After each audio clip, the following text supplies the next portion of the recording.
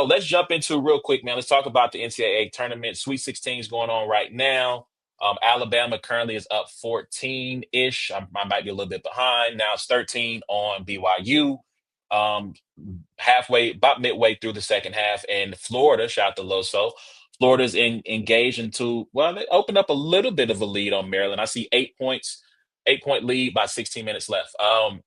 Shout out to the SEC. I think there was a lot of pressure on the SEC. They got 14 teams. They got seven, almost half the field SEC teams. You have obviously your matchup coming up tomorrow, Kentucky Hmm. versus Tennessee, happening. So I mean, just if you want to just quickly assess like the performance of the league. I mean, this is your league, right? Where it means more. Yeah, I thought that when we talked last time, I don't know if it was on the podcast. Yeah, I think it was on the podcast. It was just a lot of like, you know, um, with 16 teams, getting 14 in, that's already really, really great. Knowing that you're like, the conference is from top to bottom, probably the best year any conference has ever had. But there are those opportunities for those teams to get knocked off, and for the conversations to be had, like, were they really that good? And I think it's actually been somewhat of the opposite. I think with Arkansas knocking off St. John, with Ole Miss making a pretty good run, with Kentucky and Tennessee, Alabama, Florida, like especially like Alabama right now, like putting it on BYU. BYU's hot, one of the hottest teams coming into March Madness. Florida, like not looking like looking the part. You know what I mean? The teams have looked the part. And so I think that's probably been the most impressive thing. It's very possible you can get six in the Elite Eight. And that's That's wild. That's crazy. wild to Yeah. think. And it's very possible to have an entire Final Four of SEC teams, if I'm not mistaken. I mean, I think it could technically be Florida, Alabama, Auburn, and then the winner of Tennessee, Kentucky. If I'm not mistaken. So Nah, you there's got it right. yeah, and so I think that that the product that they've put on the court, has been what you have seen all year, and in that being battle tested, they have gone up against the competition and they've shown to be tougher, to be more physical, to be more talented, and yeah, it's been a good tournament. I have a conference pride to me that I enjoy, like to love to SEC. However, there always comes a time where I would be mad if all six of them other than Tennessee lost now. Like you made it to the Sweet 16. Good. All right. All y'all get up out of here. You know what I mean? Like I don't want to see. I mean, we have to play Kentucky already, and that sucks. I don't want to see any more SEC teams on our way, if we keep winning. So I'm at that point now to where if all of them lost, like, all right, good riddance, outside of Tennessee.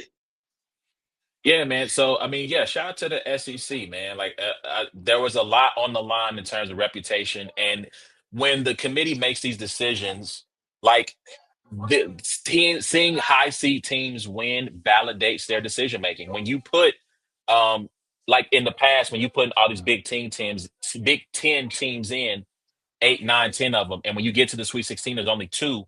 There's a Hmm. lot to be said about, oh, well, we said this was the best conference or one of the best conferences in the country. That didn't prove out in practice once these games started. So yeah, they should be applauded. Um, I want to use this as to ask this next segment to bring up this question to you.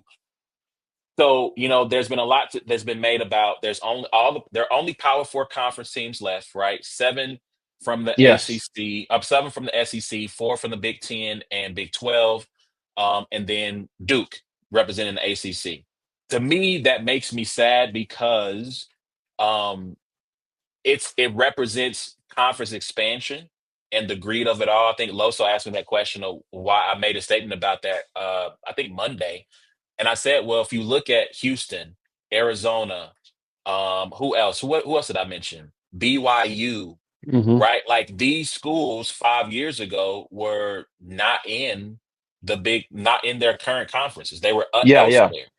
right? I mean, even a school like Maryland, Maryland again, they've been in the Big Ten now for 11 years, but before that they were ACC, and I think before that they were Big East. And so when you look at this conference consolidation and expansion, like I think we're going to see kind of this might be our future, right? So, do in your estimation, or I guess kind of looking ahead, do you foresee this as being kind of the death of the little guy, right? Where because of the NIL, because of the transfer portal, and because of conference expansion, where we're not going to see the Gonzagas or the St. Mary's or even the VCUs of the world be able to make a run because one, yes, they may not necessarily have the talent, but also because you're going to have to play two, three SEC teams, right? Or two, three Big Yeah. Ten or AC powerful ACC teams just to make it to a Final Four. Yeah, I mean, and I think conference realignment is part of it, but I think it's more so the transfer portal. I think it's more so the transfer portal than conference realignment. Because even if the transfer portal wasn't as it is used today, you would still have some of these guys that are making a name for themselves in March Madness. But what's happening now is when you have a Wichita State or when you have a VCU or when you have a St. Mary's, they're losing because the team they're losing to has their point guard from the year before beating them. You know what I mean? And it's just like like you get that 1 year window for because your best players will be playing on Arkansas, on Iowa, on Purdue, on Alabama. They will be playing that next year. When you look at right here, Walter Clayton played for Iona. What just 2 years ago. And you Hmm. you have these guys. And you sit back and you think like, yo, a lot of those guys that we remember from the late '90s, the 2000s, the 2010s, or whatever. A lot of those names that we remember, that came in and dominated in March Madness and made a name for themselves or whatever. Like that would have never happened if we had the same transfer portal rules because they would have, after their freshman or sophomore year, they would have been playing for somebody else. And it does suck. It does suck.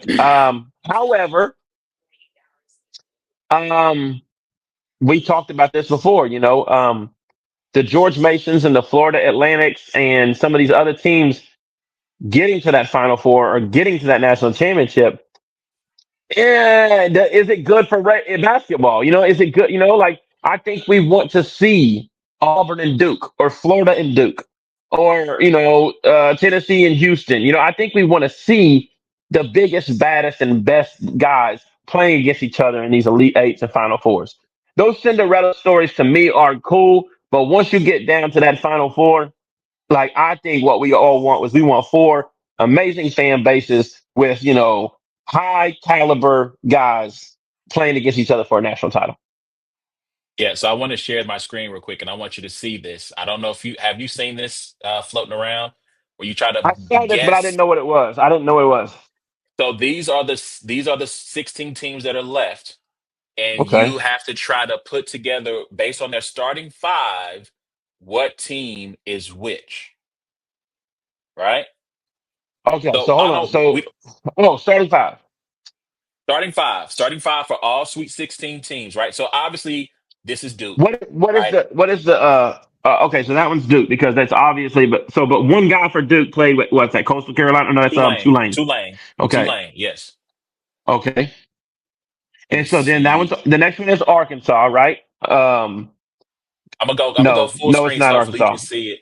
The next one next to Duke is It's Arizona. It's Arizona. That's Arizona. Caleb It's Love and Arizona. that's Tobey Owaka. Okay. Yep, Then we yep, got BYU. yep. I have no Um, idea who this is. None. this one over here, yeah, that's a tough one. We know which one is Houston and Purdue. Shout out to Purdue, Um, by the way. Five yeah, starters, shout out to. all for sure. But that's just because all their players are assholes and nobody wants to play with them anywhere else. So it's like, you know what? Every coach, we don't like Purdue. Excuse my Um, friend. He has it's a little PTSD from having to deal with Purdue in the tournament. So yeah. that's where it comes. It comes from a sincere place, by the way. I have Um, no idea. I should know this because I feel like one of those San Diego State guys I should know, but I have no idea who this is. yeah, obviously the next one's Tennessee.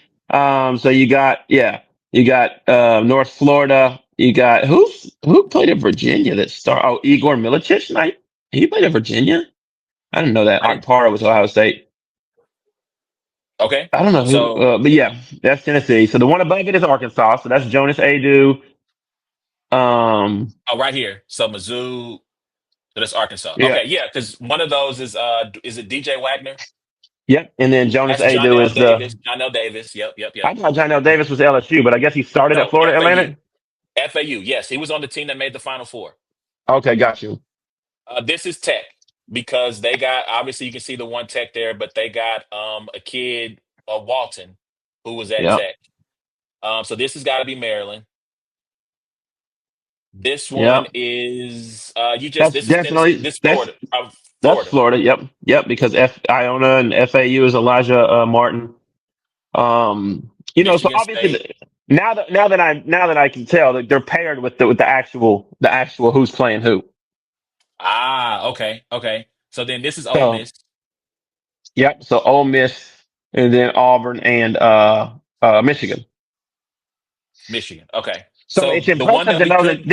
the Kentucky team that has all five different ones, yeah, that came with Mark Pope So is this is is which one beside is Kentucky? the one beside Tennessee. Gotcha, gotcha. Okay, okay. I haven't watched enough Kentucky because I there might be a kid I did watch and I go, oh yeah, I remember him from the Final Four team, and that's might have been where I Yeah, was like, I couldn't and that's couldn't place because it. Otega Owe played at Oklahoma last year for Kentucky, and yeah, I just watched him. He's beat them like three times this year. So So yeah, so that I thought that was very interesting to kind of see and hmm try to figure out who is who. All right, so I'm going to stop sharing. Is your Final Four still intact? I believe it Oh, let is. me. Yes, I believe it is. Okay, dope, Um, dope. um, So I did a few brackets, but the one in brains and bars I do not. I don't know if it's still intact or not, but I didn't. That one wasn't a very good one. I did three, and I have one that's pretty good, and I know that the Final Four is still intact. That's in the money league that Loso's the Tampa late. I think I'm like 1 point behind first. Um, but yeah, so the brains and bars. I haven't looked at that one in a minute. I mean, so I am right now of all the people that I know, I am the highest of all the people we know, I should say. Yeah, I am the highest rated. I'm in fourth. Um, nice. the people ahead of me, someone named Kevin Solomon, someone named Tate Resenbrink, and someone named Thaniel Estoril are ahead Hmm. of me. I was very surprised. This is the only bracket I did because I don't watch enough college basketball these days to know who everybody is. Yeah, I do watch a lot, but I just don't. I'm watching mostly Carolina ACC games. I didn't tap into the SEC like that. So the fact that I'm in fourth place and still have an outside shot at winning this thing to me is amazing. Shout out to yeah. Kyle. Kyle is he's in fourth as well. He's tied for Nice, fourth. nice. Let's go, Kyle. Velasquez is in eighth. So Okay. but that's only because there's like four people tied for fourth, or yeah. Yeah. So yeah, man. So I mean, there's a shot there. Basically, that top eight are still kind of in it. I Hmm. feel like this Lucas Oswald dude played in our bracket last year and might have won it, but yeah, So it'll be interesting to see. I think my Final Four is still intact. I think I had Houston. I got Duke, Houston, Auburn, and I think I picked all ones. I think I picked all ones to make it. Let's see, Houston over UK. Sorry, I did pick UK. When you said they had beat them twice, I was like, Oh, I remember that. Yeah. eh, Yeah. yeah. I got Florida going because Florida's my national championship, and yeah, Hmm. I got all no all ones making it to the Final Four. So we'll see, So man. Let us know what y'all think, man, because we need to jump into this last topic so we can call it a Alabama has night. hit its 22nd three-pointer of the game, That is and now crazy. has 97 points with 7 minutes to go. That's unbelievable. That's unbelievable. And It's I a know tournament Florida's. record. I think that it popped up just now. So I mean, I watched right as I was getting ready to we're getting set up for the show. I was kind of watching it, and I mean, they were. I think through like the first 10 minutes, they had hit, I think they said they'd hit as many threes in the first like 10 minutes as they had done in like every game but like nine, Yeah, which is kind of yeah, crazy to think of the pacing they were on. And Florida's up yep. nine right now on Hmm. Maryland about halfway through the second half. So, Hmm. last thing, we did this last year. I wanted